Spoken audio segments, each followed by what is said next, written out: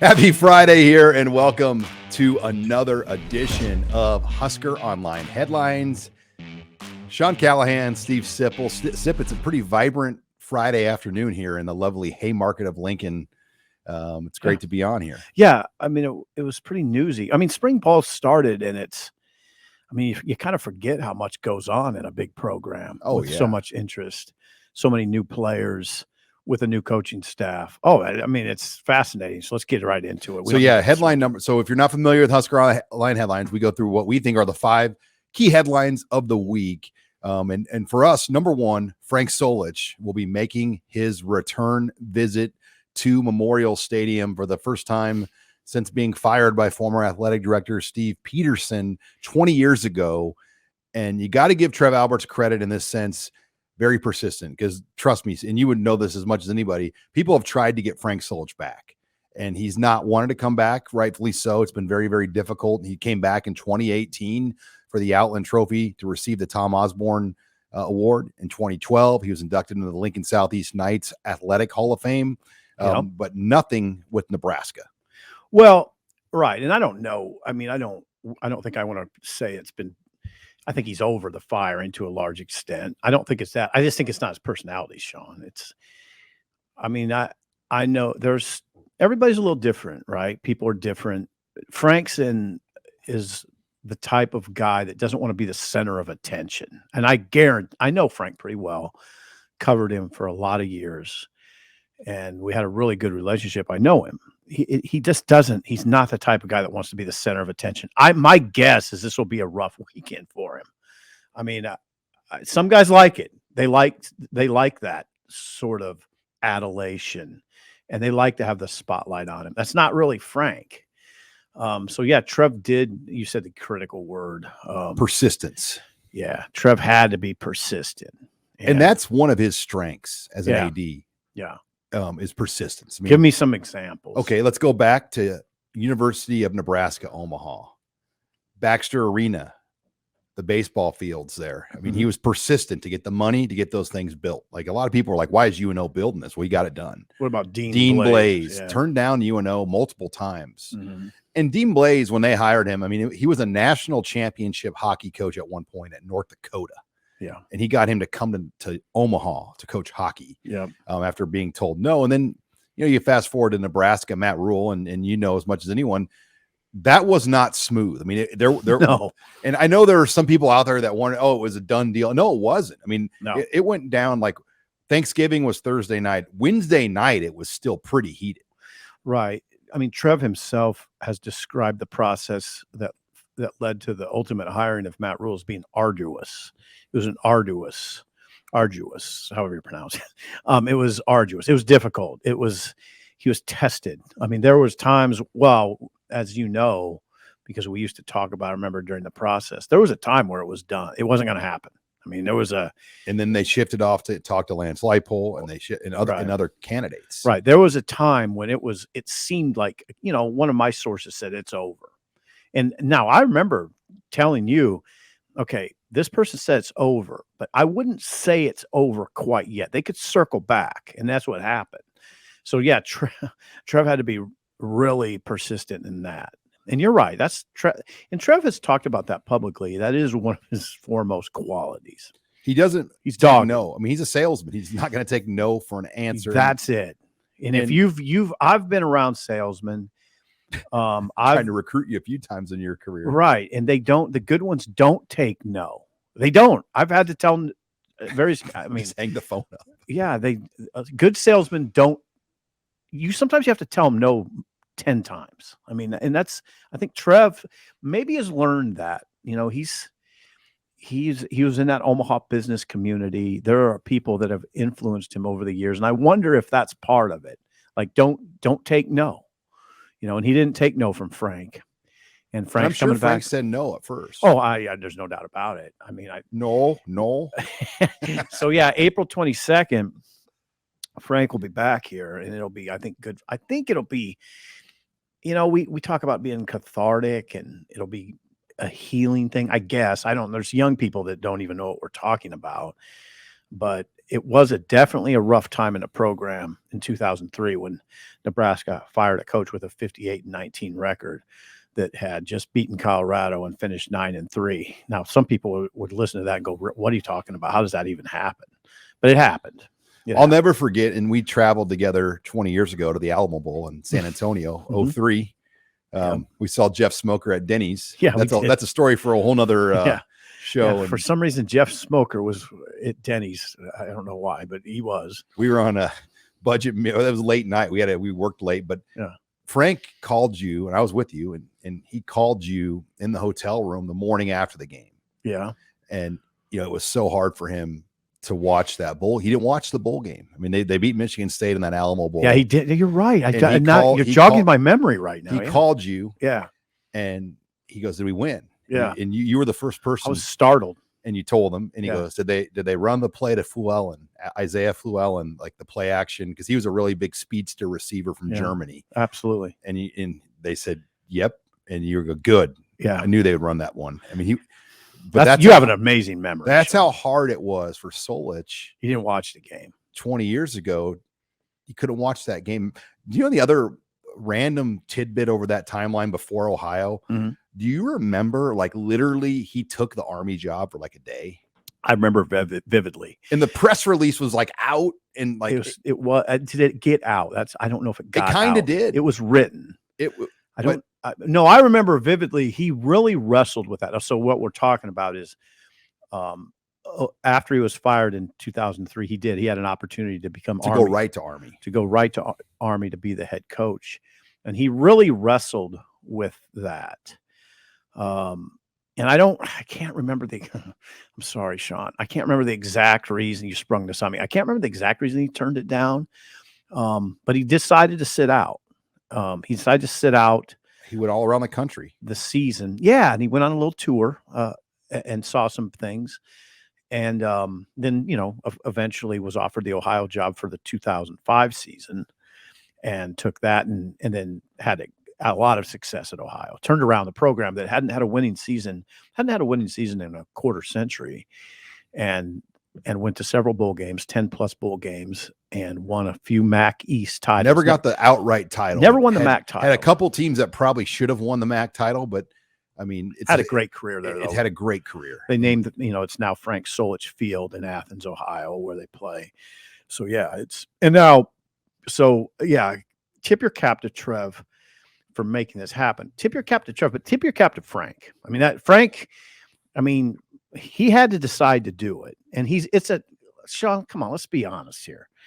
Or let's just call it what it is. This is a pretty selfless act in some ways by Frank. This is not his preference necessarily. It's a nice thing, and I think he'll feel good about it when it's all said and done. But this is not his. This is not. I don't think it's easy for him at all. I envision, though, like we just saw Crouch there. I envision players like Crouch, walking out there with him. That'll be the beauty of this, and that'll make it. And that'll probably put it over the top for Frank in terms of making a beautiful experience. It's the players, his former players. I mean, he's Amon Green. Yeah. Well, a long line. I mean, you go down to all the running backs. He was the running backs coach. Well, he was a great running back coach. He was two running backs coaches what Bill Callahan is to offensive line coaches. Frank was one of the best. One of the best to ever do it at the college level.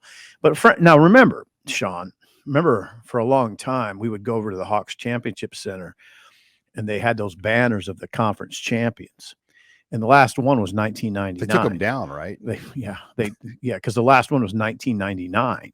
You don't want that up. I mean, it just got too far. And I remember I so many times going over to practice and looking up at that and being astounded. A decade went by and I'd look up there and go, 2008. Look at Bob Stoops there. Man, they haven't won a conference title since 99. Then it got to 2015. So, Jesus, it's still up there, So, yeah, he had that team in 99 that closed the deal against Texas, won the Big 12 title. And that was a great team at the end of the season. It was arguably the best team in the country at the end of that season. And, he had the big win against Oklahoma. He had some pretty monster wins along the way. Yeah, 99, that was my first season covering the team. Okay. Covering the team. I was a student. But I said to myself, man, it's going to be fun. There's going to be a lot more of these type of games. 99. Yeah. And that was it. So maybe I'm the jinx. Yeah. No, you're not the jinx. All right. No, trust me. There's a lot that went wrong in that program. All right. We'll talk headline number 2. I mentioned Eric Crouch and players like that walking out with Frank Solich. One player that probably won't be on the trip now out there is Dominic Raiola, as Chad Simmons of On3 has reported that Dylan Raiola and the Raiola family probably will not be coming as of now to either the Nebraska April 22nd spring game or the Oregon April 29th spring game. And then to kind of add to the drama, Raiola has changed some of his Twitter pictures. He's got a picture of him with a towel that has the Georgia Bulldog logo or the Georgia G on it as one of his Twitter pictures now. And then on top of that, Steve Sipple, Matt Rule, Nebraska's head coach, began following a new quarterback this week, Dante Reno, who is from Cheshire Academy. I got that right, by the way. It's not Cheshire, but Cheshire Academy. Yeah, Cheshire, yeah. Where Nebraska hosted 3 players from there last weekend that we talked to in this very office. But Dante Reno now being followed by the staff. He was a Satterfield quarterback, 4-star, committed to Satterfield at South Carolina, still committed to the Gamecocks. But there's a lot there to process, Steve. Well, Sean, there is. I think some of this is the focus now for Dylan Raiola is upcoming spring practices at his new school. He's moved high schools. So they have spring practices. And that's notable because not every state allows spring practice. Right. So he's having spring practices. He wants to be involved with his new teammates, I'm sure. And then he's also going to a Los Angeles-based quarterback trainer. And that was now that's the one thing I have talked to Dominic about. It was a couple months ago actually, but it was really important that they hook up with this group, this trainer. So that's April. So nothing in April. He still has an official visit that's been set for Georgia in June. Okay. Now that's the only official that's been set, right? Georgia. Now I think he's going to try to, according to Chad Simmons, he and his family are still looking into locking in official visits to USC, Nebraska, and Oregon. Nebraska is still very much in play here. The decision's not going to be made. It'll be made before his season starts, but this is a summer decision, it looks like. What's interesting, though, is, and he's different. I get it. He's the number 1 quarterback in the country. His timeline can be what he wants it to be. Yeah. But most quarterbacks are committing right now until like early May. It just doesn't typically go this deep with quarterbacks. Yeah, but it's going to. And they want to go deep with it. And, that opening weekend of June, I mean, you want your quarterback around because he's going to help you get other recruits. Right. So there's a lot of there. And that's why you wonder about this new quarterback follow by Matt Rule. Are they already kind of trying to think about a plan B just in case things don't go? Will Raiola take that official visit to Nebraska, or will he commit to Georgia after the official visit there? Well, yeah, that's the kind of the next thing to watch for is will Nebraska get an official? I think Nebraska will get an official.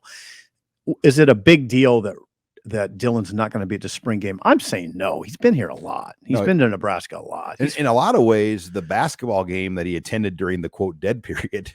Yeah. That was like a spring game. I mean, yeah, he knows how much he's valued. valued here by the fan base. He doesn't need to hear that again. He knows what the spring game's about here. I don't think that's a big deal. Is the towel that he's wearing on his Twitter? Are you sure that's not Gatorade? Maybe it's Georgia. It's a gross high Cougar G. I don't know what it is, but I think Nebraska's still in play. I don't know. And you remember, but Dom hasn't responded to you, right? No. Okay. Well, I mean, I don't know what. I mean, no, because you've reached out a couple of times. One time. Okay. Yeah, one time. You haven't heard back from Dominic. No. And what does that mean? It probably just means he doesn't want to do a bunch of interviews. It's getting down to a point where anything he says, people are going to try to read into it. So maybe he's just approaching it that way. Or maybe that On3 rating didn't sit very well with him. Maybe hey, that's not our call. I know. So it's interesting to me. What I would tell you, Sean, is trying to read the mind of a 17-year-old, 16-year-old, whatever he is I mean, people ask me all the time, what do you think he's going to do? I mean, I can't read his mind. I don't know. You can't. Who knows? We're all trying to read tea leaves. Some are trying to read them harder than others. I really don't try. What I'm looking for next is, in addition to Georgia, what will the official visits be? That's the key for me. But will he take them all too? Well, that too, yeah. Because what if Kirby says, hey, we want you, but we got to kind of know right now. Can you play hardball like that with the number one quarterback in the country? If you think you got him, you can. Yeah. Okay. Well, maybe that's what Kirby does. Kirby's formidable. He's a formidable recruiter. He really is.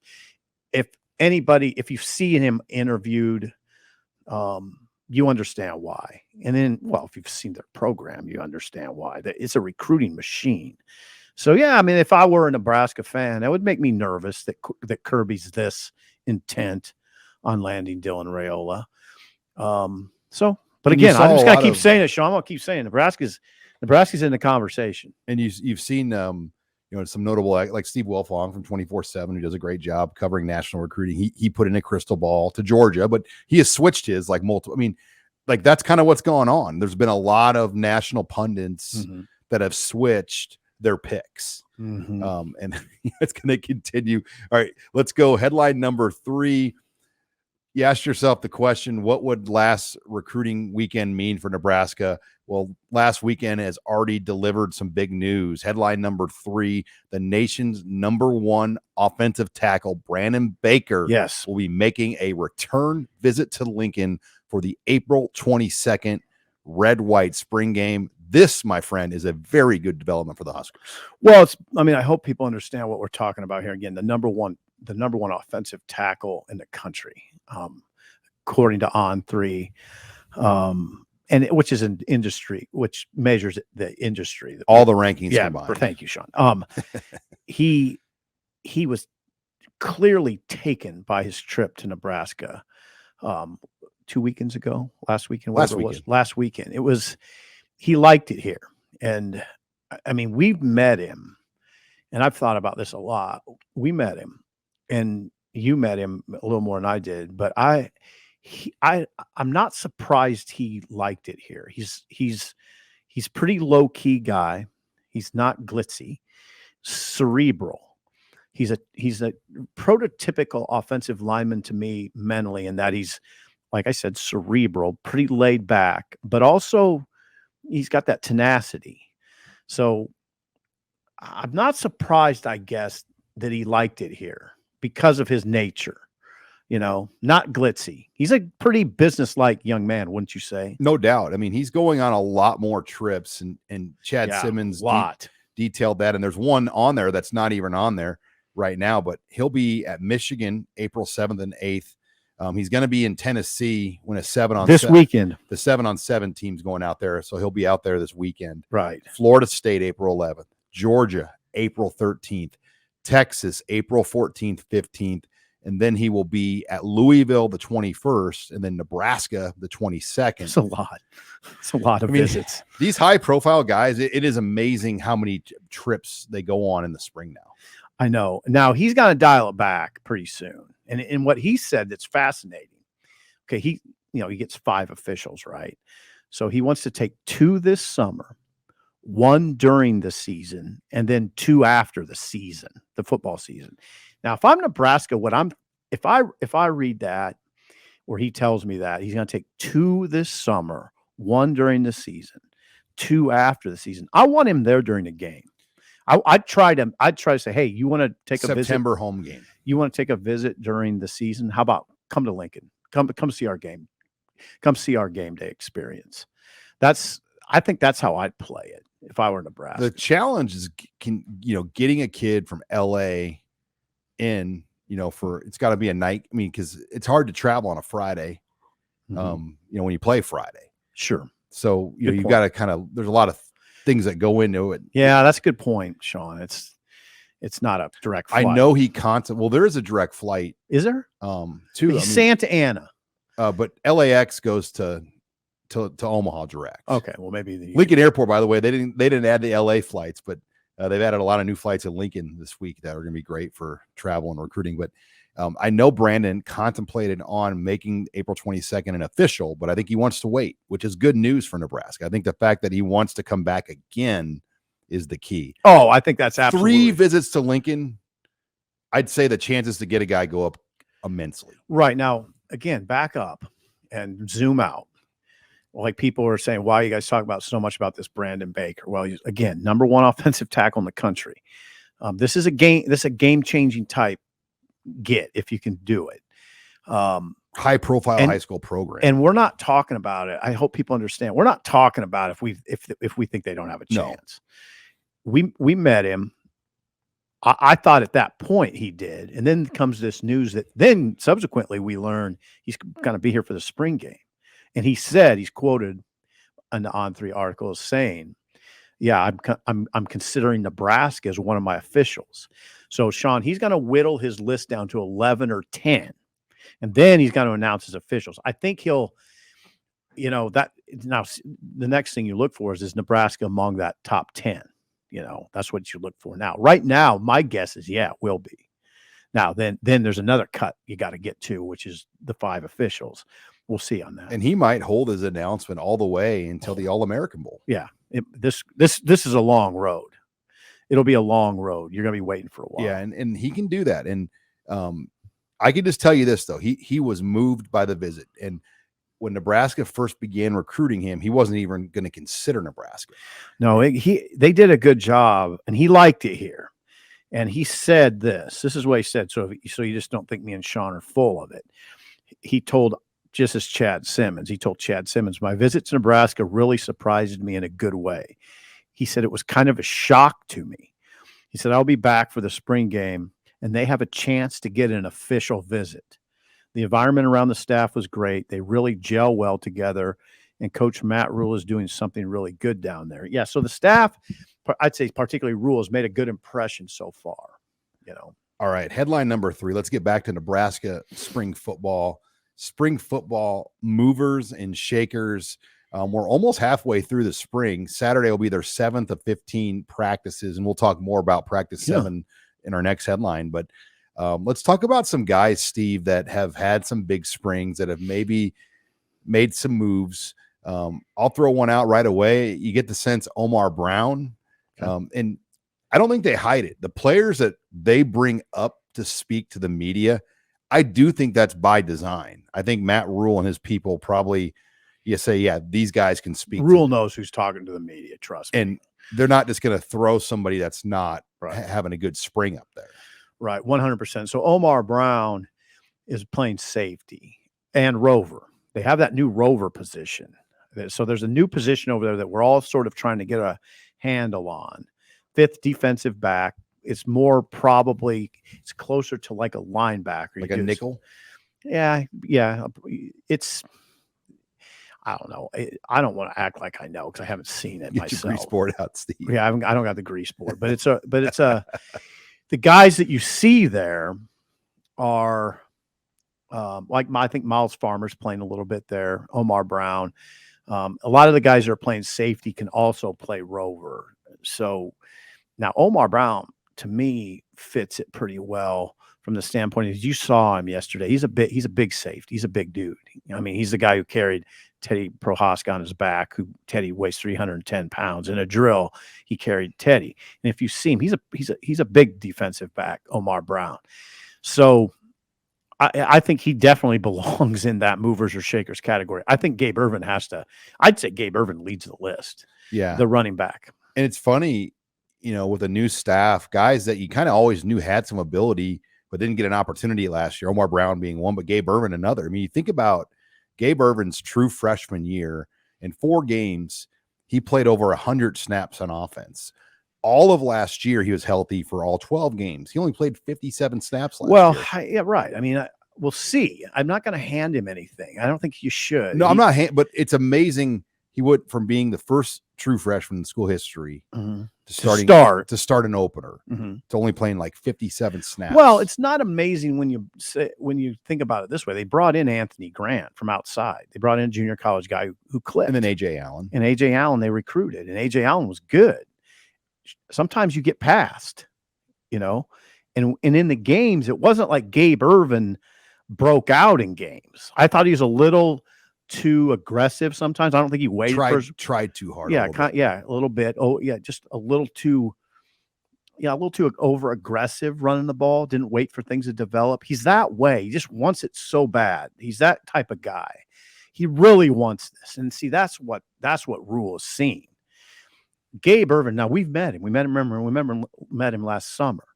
He is a high energy, high want to running back. Nobody's forcing Gabe Ervin to play football. I mean, Gabe Ervin is a football player, and coaches are so much appreciate that. So we'll see. I mean, he's 6 foot, 220, and he's one of the fastest players on the team. He's 220, and he's one of the fastest players on the team. Okay. That tells you a lot.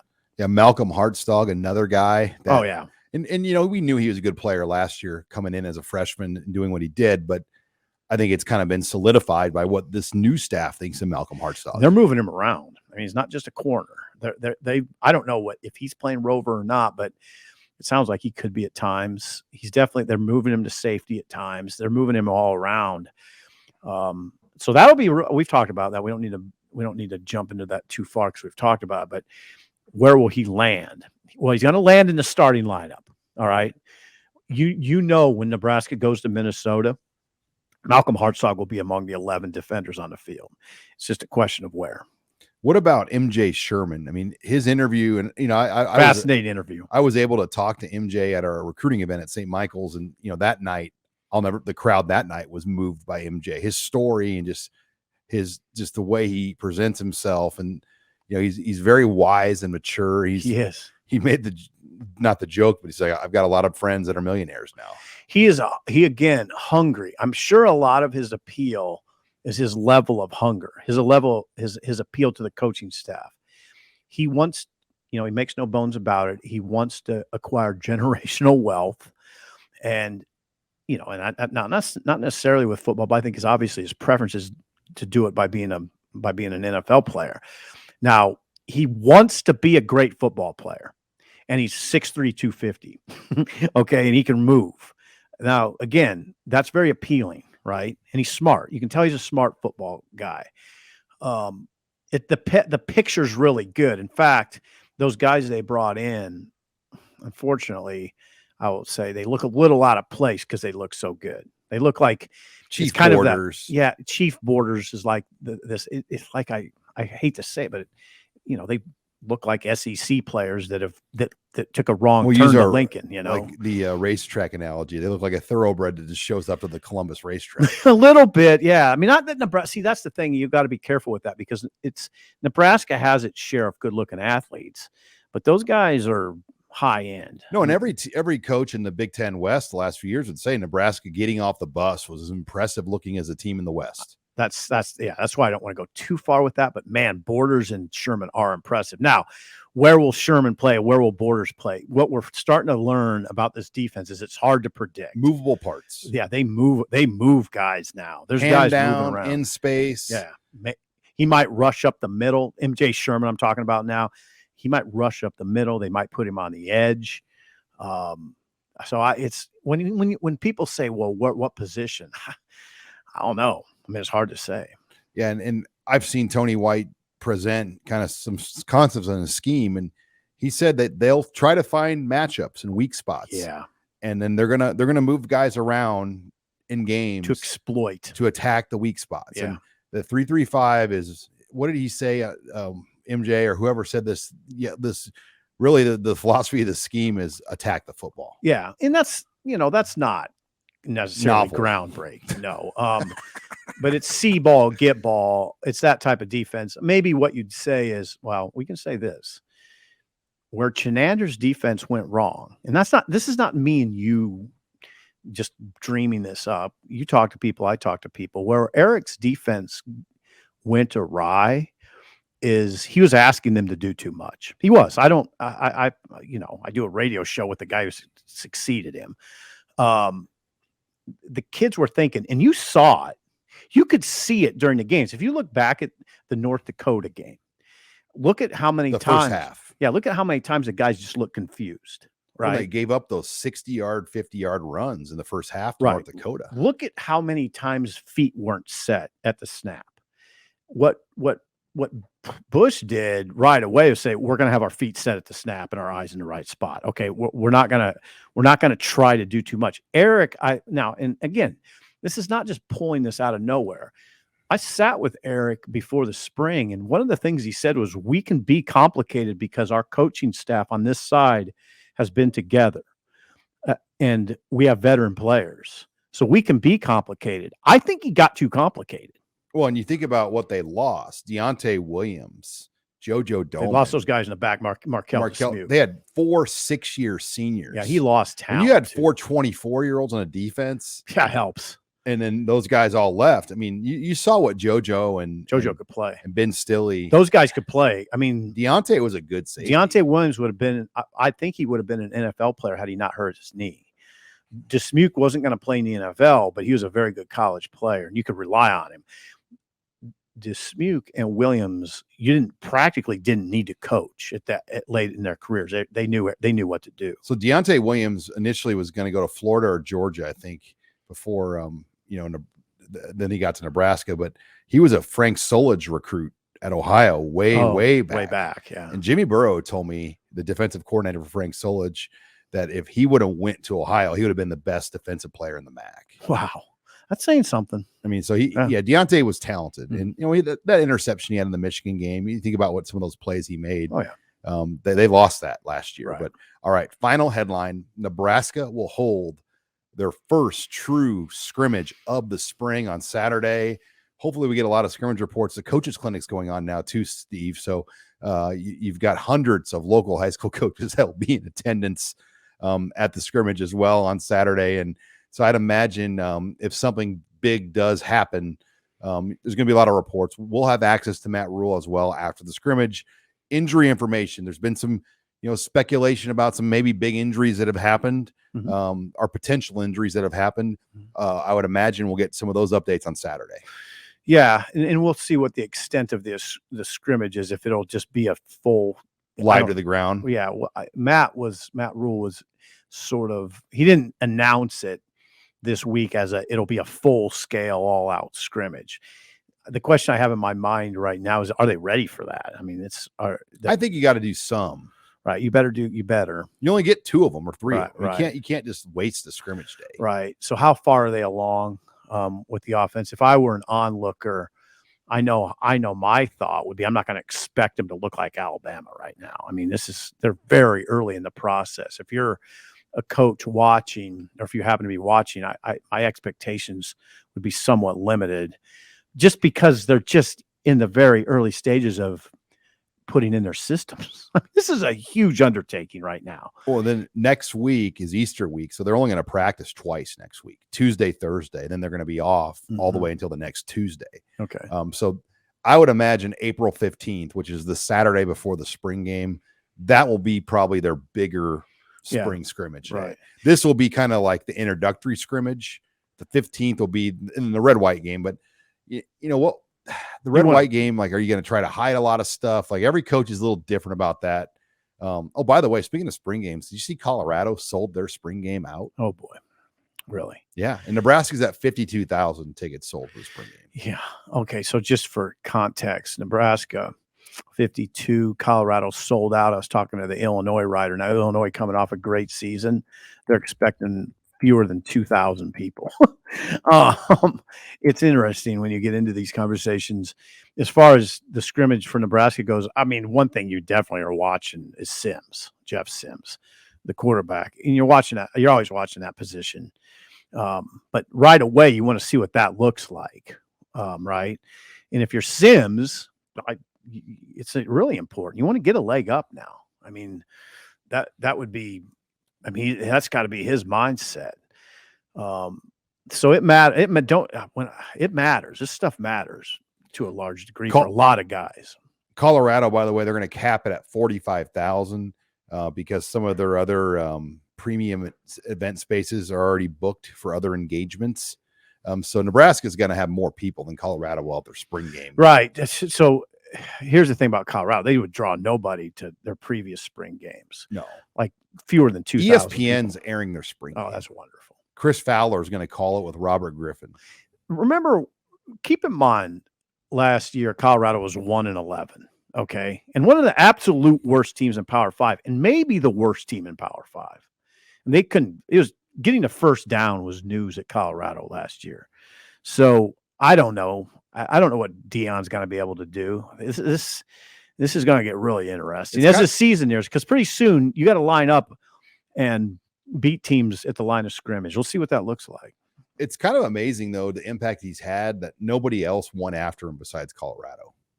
Well, I don't know if that's true. I mean, I think he wanted a job, and that was like the one that came his way. But like Power 5 jobs. Well, I thought didn't you hear his name at least connected to Auburn? Yeah, I don't think he was ever serious. So I don't know.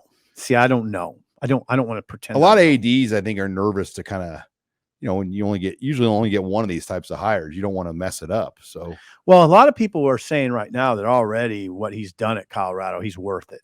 Yeah, he's put now. On the map. Now, again, premature. I say that's premature. Like I've had somebody the other day tell me, simple, just look at what's happened right now. You can already say it's a genius hire. No, you can't. You can't say it's a genius hire until they start playing games.